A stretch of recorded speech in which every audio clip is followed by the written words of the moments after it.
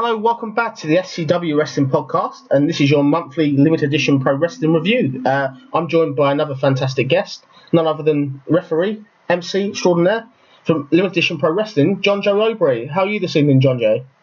Hello, George. You all right, mate? Very well. It's been a fantastic day, lovely weather here in the southwest. Can't complain. It's been a great day, hasn't it? How are you this evening? Yeah, very good. I've had a good weekend. I've had a good week. You know, sun's been shining, so I've been down the beach and out with my little boy. So yeah, we've been it's been a fantastic week. That's really good to hear. I was going to say, let's go into it then. Limited edition Pro Wrestling 21 out of Torquay, the Windmill Centre, back on Saturday, the 20th of June. One word for the show before we go into an in-depth review. Phenomenal. What was your general gist of the show? Oh yeah, it was a great show. You know, we sold out. You know, so we had capacity in there, which was fantastic. You know, didn't take us long to sell out either, which made the morale backstage really, really good. We were all on a big buzz, big high, and the show was spot on. You know, the crowd were loud, they loved it, really got into it, and yeah, everyone 110%. You know, it was from start to finish, it was fantastic, great show. Yeah, I would say coming off of LEP 20, the Super Show, this was a really good show to follow on from that, if that makes sense. Clearly, at the previous show, we were left with a massive cliffhanger as Jago had just potentially joined Dead Man's Hand. So let's go into the show then. So the show started off with a juniors title match, which was going to be Romeo Rocco, the champion, facing Shane the Phoenix Palmer. The match was about to start, and then someone else's music hits. None other than big time Adam Flint came out, and I'm sort of in the crowd thinking, God, he's not a junior, why is he coming out? And then basically Adam Flint did a massive plea to try and trick the referee that he was under a certain age. What did you make of this opening sort of angle slash promo? Yeah, I'll be honest. You know, I think I thought like everyone else. I was like, this is Adam Flint. You know, I'd known Adam Flint for a while. You know. I don't know why he wanted to come out and face the juniors and be involved in the junior title match, and it was very weird. But then, you know, he brought out this ID, and I'll be honest, he could have done a better job or got a better guy to make that ID, because for him to only be 5 years old, I think it said on there he was born 2012 or 2013, whichever one of them it was. But the referee added him in anyway. He said, yeah, okay. So for some reason, I don't know how, I don't know where, since I've left the referee scene, I don't know where we're getting these referees from, but he added Adam Flint into the match, so we had a 5-year-old also on the card, which was brilliant. But it was a great match. I can't lie about that. I was there, you know, I was ringside, and yeah, it was a phenomenal match. Don't know what you made of it, George. Yeah, I thought it was a really entertaining match. Well, I have to say, I think Adam Flint maybe had lost his mind from the beating he took at the previous show in his open challenge, if that makes sense. I mean, maybe he must have had concussion. Something was off that night. But hopefully, we'll see him back to normal. Come the next show. Fingers crossed. I was going to say, yeah, in terms of the match, really good match. You had obviously the defending champion, Romeo Rocco. He was on a fantastic streak at that point. And you obviously had Shane Phoenix Palmer as well, who'd been on a massive win streak. He'd been beating some very talented people within LEP already. He was in a fantastic role. Then when you had up Adam Flint, so the match sort of started off, and Adam clearly was getting distracted by the crowd. He got so much reaction from the crowd, if that makes sense. They clearly were offended by him trying to kid the referee. Clearly the match went on, and at the end of the match, basically we've got a brand new junior champion. Shane Palmer got the win. I was very shocked to see Romeo Rocco lose. What did you make of the change and the Victoria Shane Palmer in this match?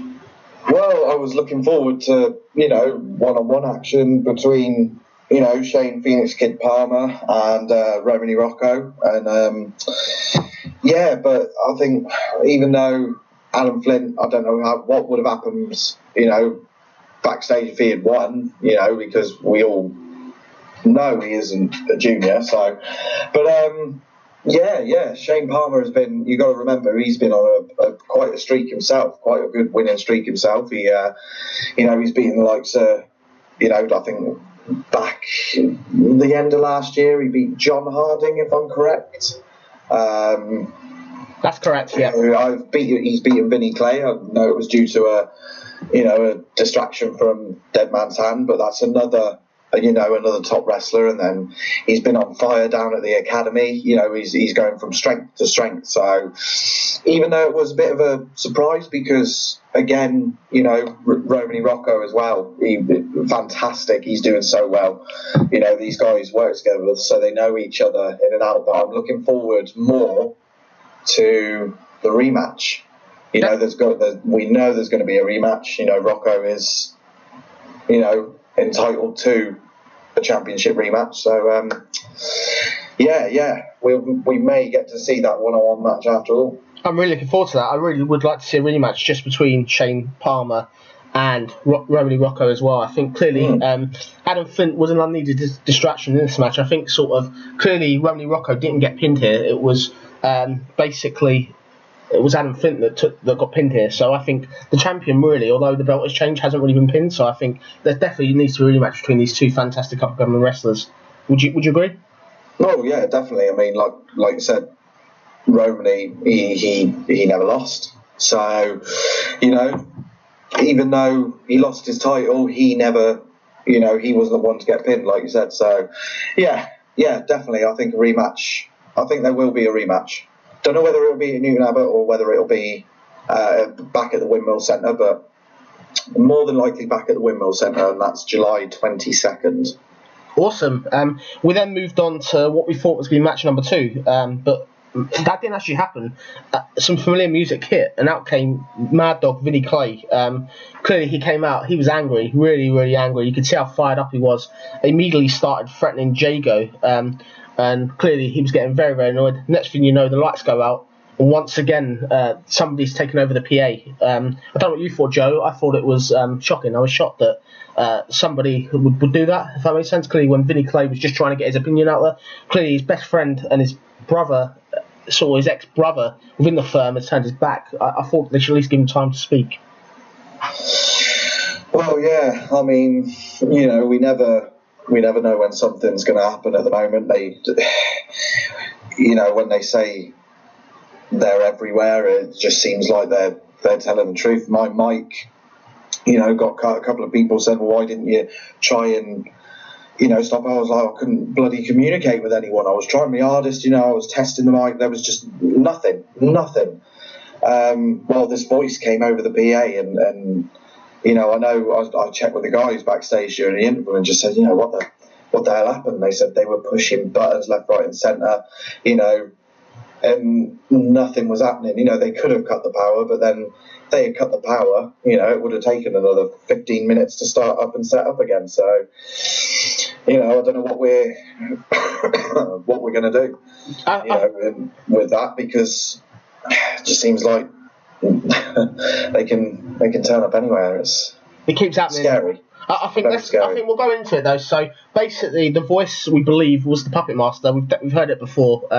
Clearly, he was booming out, pretty much talking smack to Vinnie Clay, basically saying stuff that you're on your own. By the end of tonight, or by the end of Vinnie Clay, clearly the stipulation, the main event was going to be if Vinnie lost, he would basically be sacrificed to DMH. So clearly the Puppet Master was booming on. Vinnie Clay was basically telling him to shut up in so many words.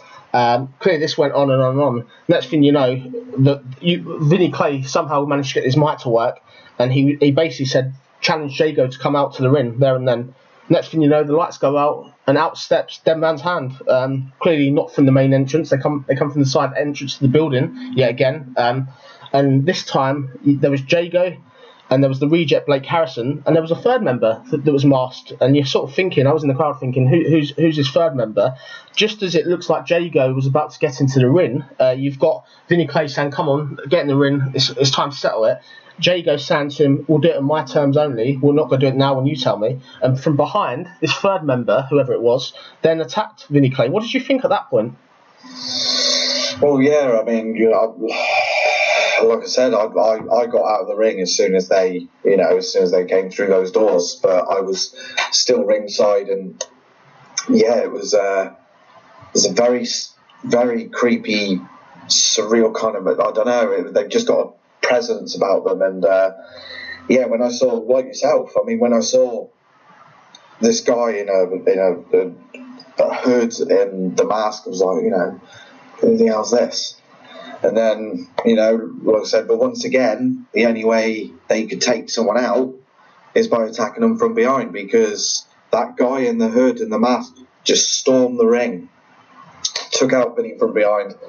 The rest of Dead Man's Hand, i.e. the Reject and Jago, rushed the ring, start beating down on Vinny, and then we had the reveal, Yeah, definitely. I think what I would say for the beatdown that Vinny Clay suffered, it was done with such ferocity. Clearly, they were trying to put him out so he wouldn't make it to the main event. Then we obviously had the reveal. When this person was revealed, I was shocked. It makes a lot of questions. It makes a lot of sense to me as well. So none other than the former wrestler that made his debut 2 months earlier has been revealed as part of Dead Man's Hand. None other than the weird one, sinister one, Draven. And when you say that, I just thought, what? I knew it was weird, but it's very odd, and this makes a lot of sense to me. The reason I'm going to say it makes sense now is clearly when the Reject Blake Harrison had his Academy title match against Jason Kidd, Draven was sent there, in hindsight, basically to wear out Jason Kidd, I believe, to give Blake the advantage, which is maybe another reason why Jason Kidd couldn't win the Academy belt at the Super Show. What did you make of the unveiling of Draven? It was a shocker, wasn't it? Well, yeah, I mean, I was trying to work out who it was, and I couldn't for the life of me. I was like, I don't really.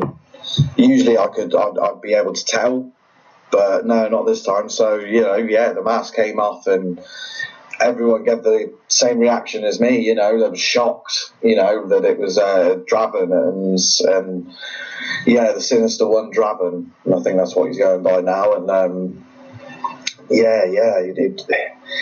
it's another strength, he had we saw what he was like against Jason King, and I like that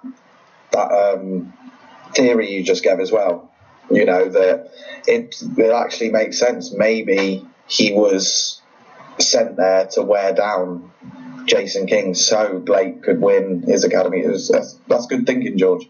Yeah, I think clearly we have to try and sort of sometimes put 2 and 2 together and try and get to 4. But clearly it's Draven. He's got a ridiculous ability to be able to take pain and give pain. I noticed when he had that match with Jason King previously that the amount of sort of beating he took, he was coming back for more and more. It reminds me a bit like a original Mankind back in WWF in *96. Really, that he's got that sort of mentality where he can just take a beating and come back for more. I think clearly he's lost his mind. So when I saw them 3 basically together.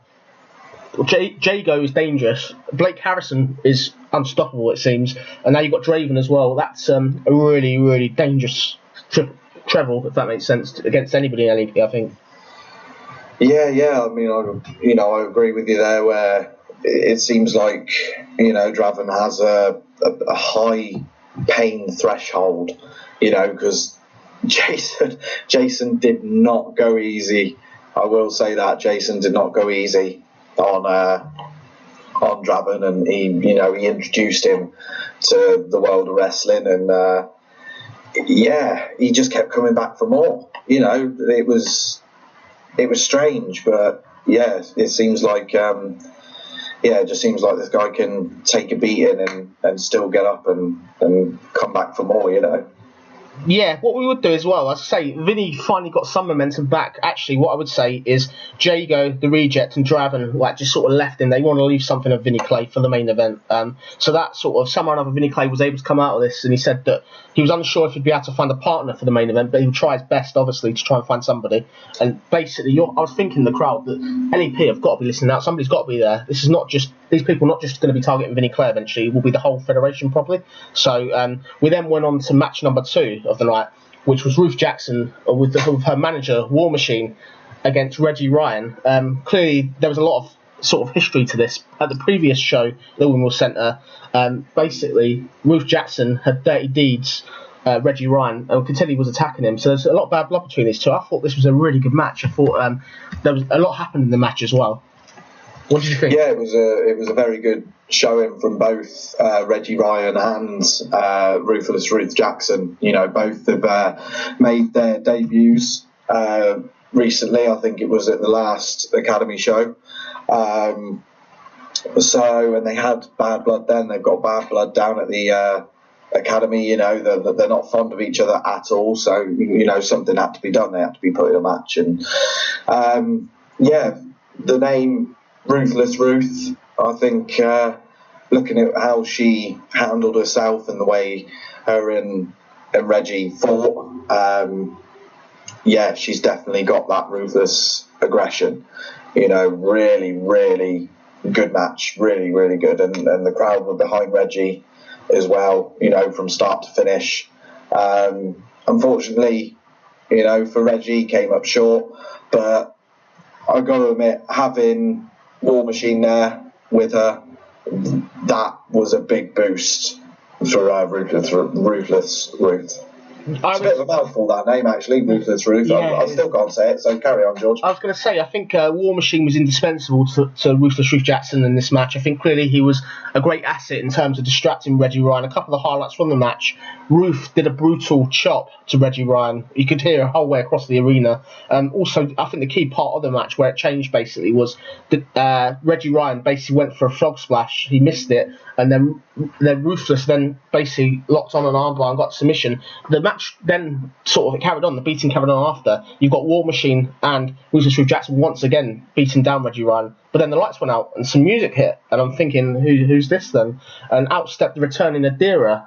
You're thinking, we're in business now. Something's going to happen. What did you think of sort of the outcome and the return of Adira to Limited Edition Pro Wrestling? Oh, you know, great acquisition. You know, sorely missed. Unfortunately, she's been out with, I'm not sure whether one or two injuries, but either way, you know, she's been out. She's now back training hard. You know, she's in the gym. She's working hard, and you know, for her to come back to LEP, great acquisition for us. You know, sorely missed, and you know, she, like you said, she came out, Adira. You know, the crowd knew instantly who she was.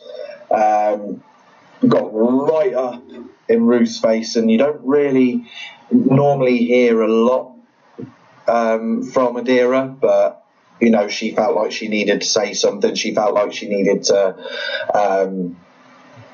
what's the word, George? You know, put a stamp. Basically leave a mark. That's it. She got in the face of Ruthless Ruth Jackson and War Machine, Definitely. And basically said that she was sick of what Ruthless Ruth Jackson has done, and she challenged her to a match. So July 22nd, the Windmill Centre, is going to be Adira versus Ruthless Ruth Jackson. So it's going to be ruthlessness versus clean violence. I'm really looking forward to this future match. Clearly, both these two women are fantastic wrestlers, so I think this is going to be something where I wouldn't want to be the referee for that match, because I think it's going to be an all-out war.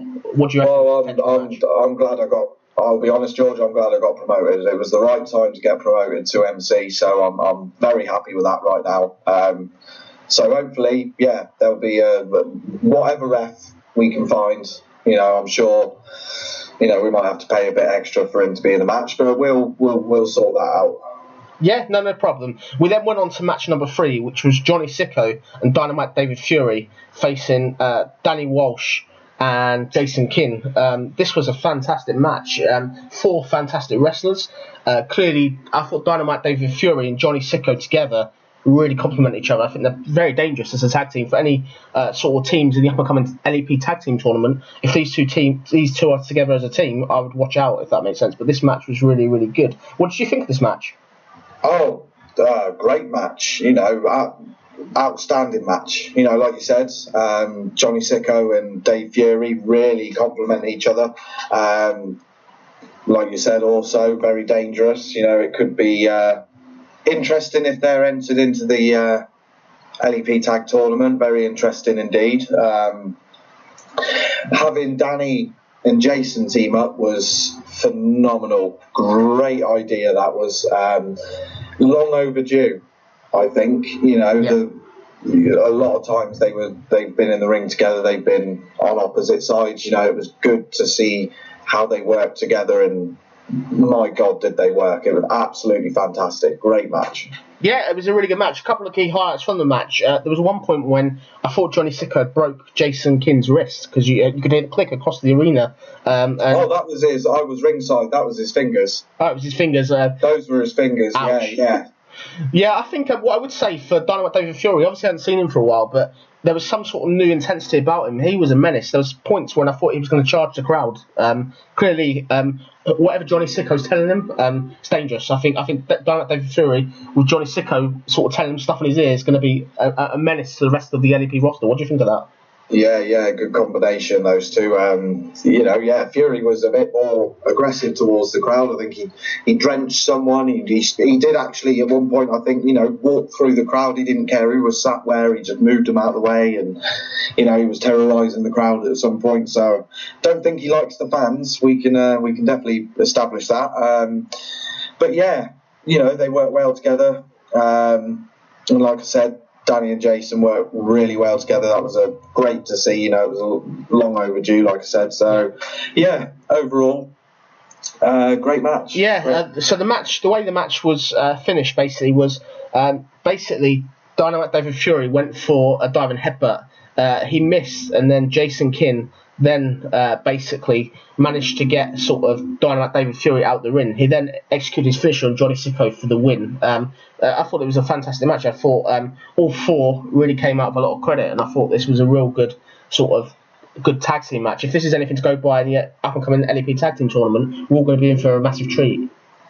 Yeah, definitely. There are some interesting partnerships out there that we're looking at getting put into that tag tournament. So it's going to be a very interesting tournament. I can definitely tell you that. Yeah, no problem. We then went on to a special announcement, none other than a presentation of the Ultimate Junior Trophy winner, Thunderpunk. This guy is so young, and the potential for such a young wrestler, or such a young kid to go far in the business, I thought it was credit. I thought it was great that LEP recognised such young potential. Clearly these guys are going to be the future of the business probably when we're older. Oh, yeah, definitely.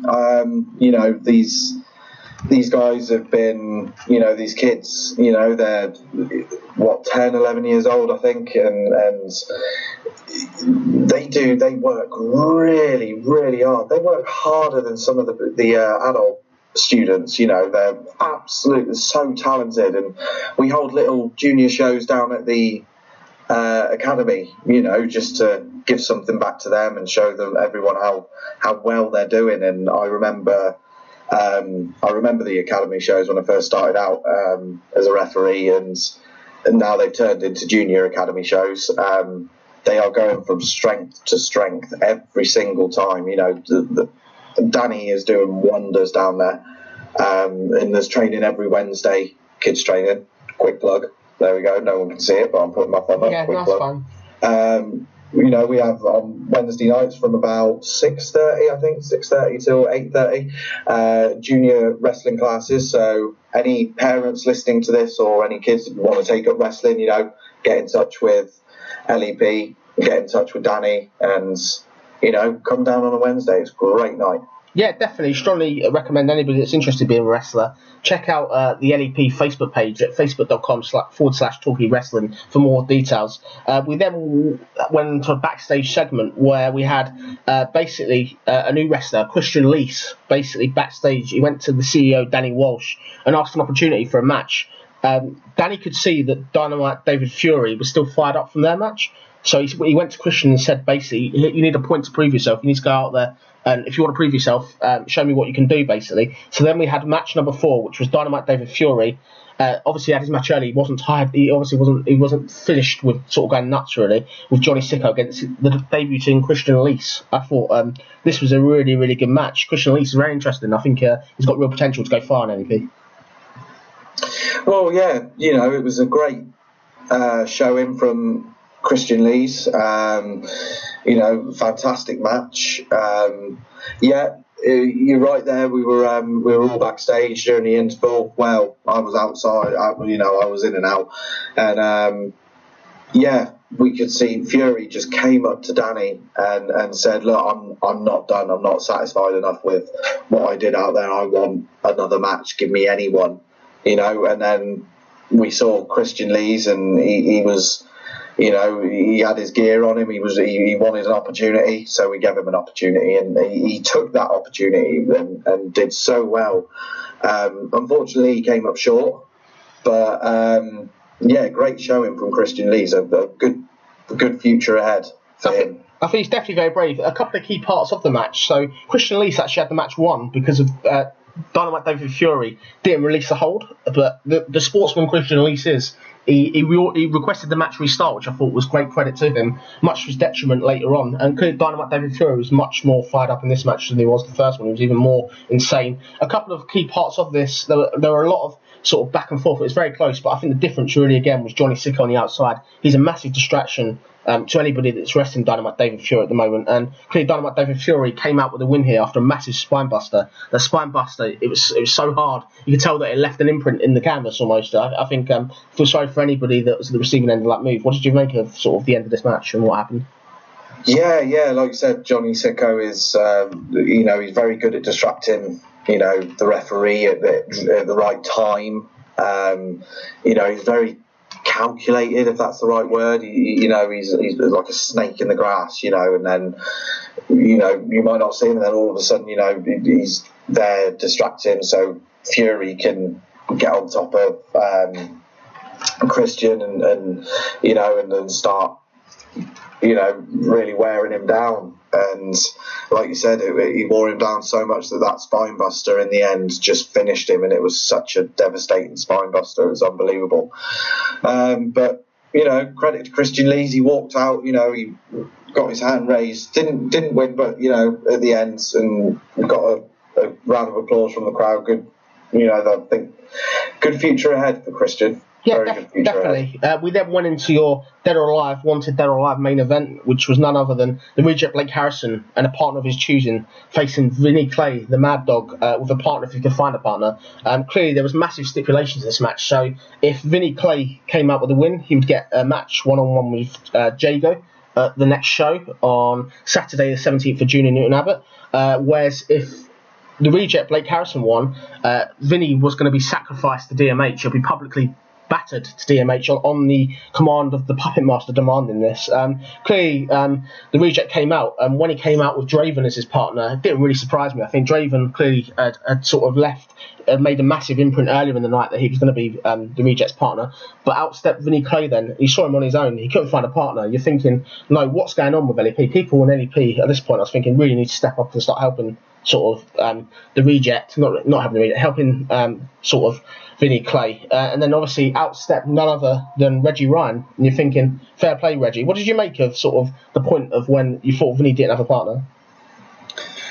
Well, yeah, when he came out on his own, oh no, and I was hoping that when I asked him the question, have you found a partner, I was hoping he was going to say yes, but no, he took the mic from me and he said, earlier on in the night, if he didn't find a partner one way or another, he was going to have a fight tonight with Dead Man's Hand, and he was ready to take him on. I announced it to be a 2-on-1 handicap match, and then all of a sudden Reggie Ryan's music hits, out he comes. The crowd have gone absolutely bonkers. Someone has come out to save Vinny Clay, and someone actually stepped up, and it was none other than credit to him. I mean, we saw what happened in against Ruth Jackson and the Kimura lock, that nearly tore his arm off. He was in that hold for such a long time, and for him to come out and want to team with Vinny Clay to go up against Dead Man's Hand shows he's got a lot of heart, has Reggie Ryan. Yeah, definitely. I was going to say a couple of key things I'm going to say to you. I don't know if you observed this. I noticed this. When the reject Blake Harrison came out, not only did he have the Academy belt, he was teasing the crowd with it, he was putting the Dead Man's Hand logo in front of the belt. What did you make of that? I thought that was really disrespectful. I thought that was disrespectful. That's our Academy title, and we want it back. We don't want it in the hands of Dead Man's Hand, and the fact that Blake decided to cover it up with their own mask, I thought it was very disrespectful. We work hard to to get that. One of our good friends of the company, good friend of mine,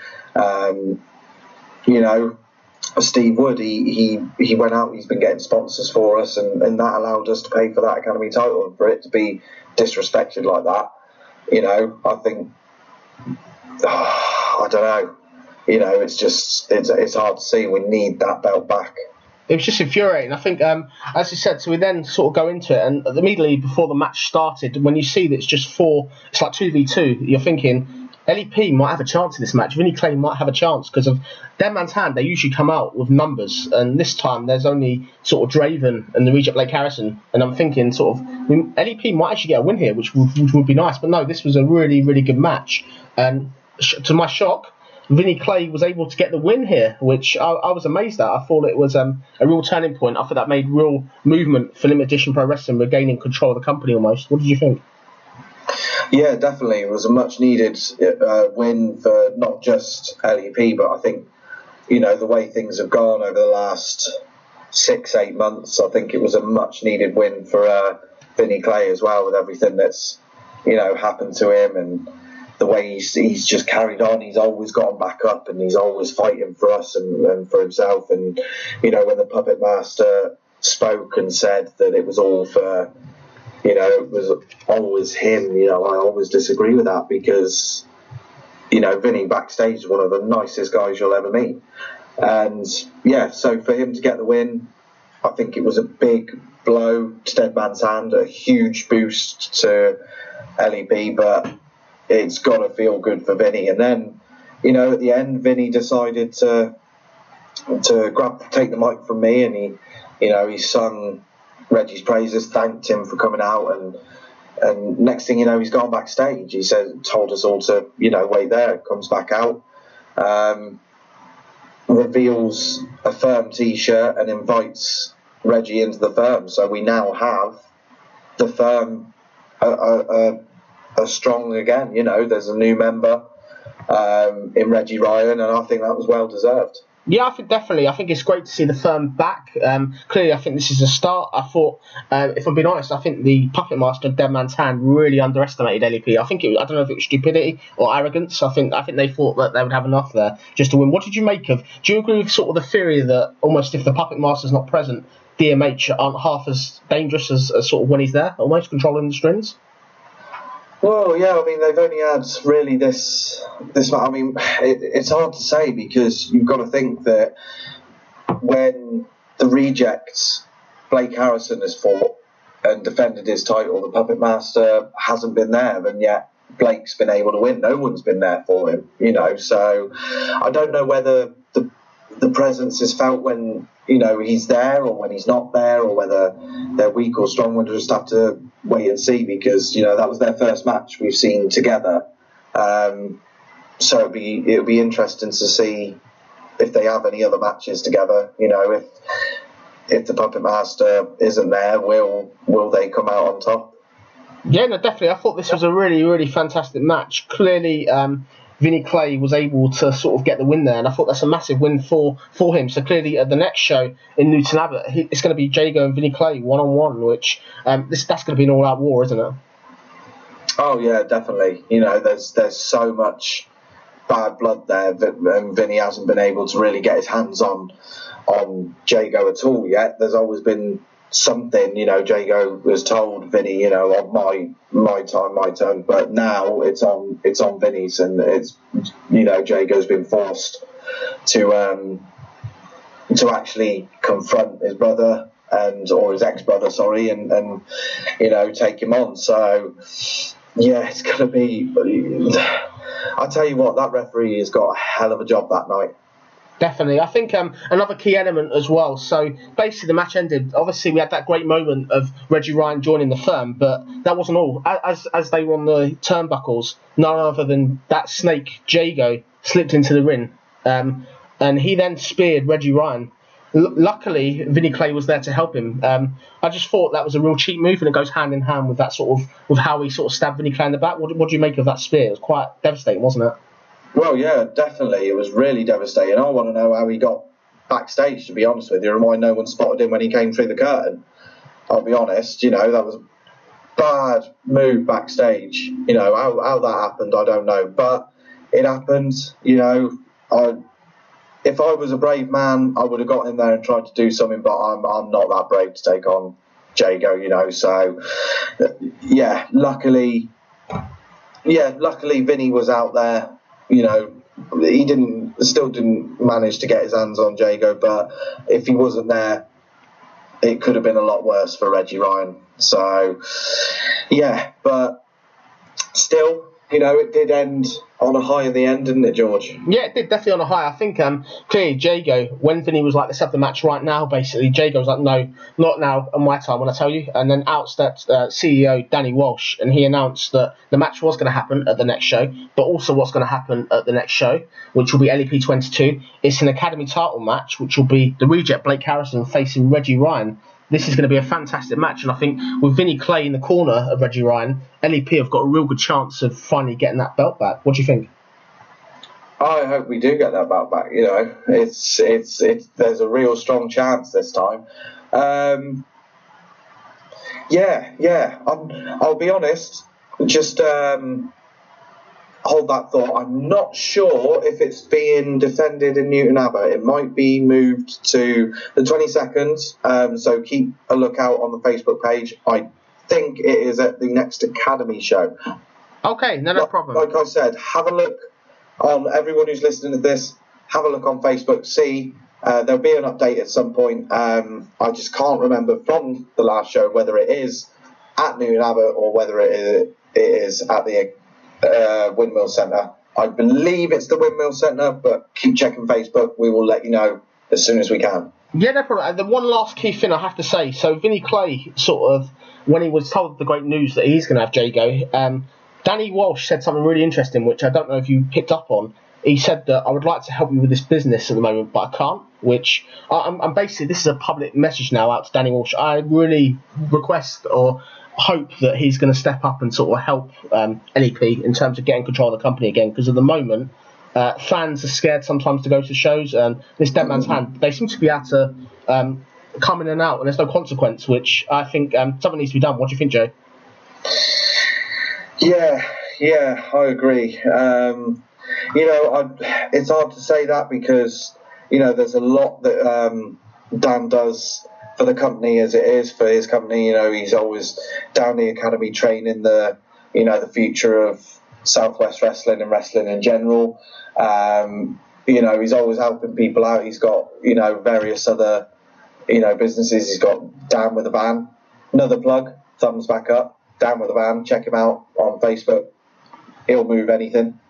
I don't know if that's the case. He might kick my ass for that on Tuesday, but we'll find out, won't we? So, but Dan with a Van, great value for money. But yeah, I think something needs to be done and needs to happen quickly. We need help, and I think Danny would be the guy to do it. Definitely. I was going to say, is there anything else you want to add before we wrap up tonight's review? Well, basically, oh dear, sorry, that might be no, we're all right. I thought I was going to sneeze. Don't worry, it was one of those moments. I thought we were going to sneeze, so but it's all good. What I want to say is, guys, we've got shows coming up. One in June 17th at Newton Abbot.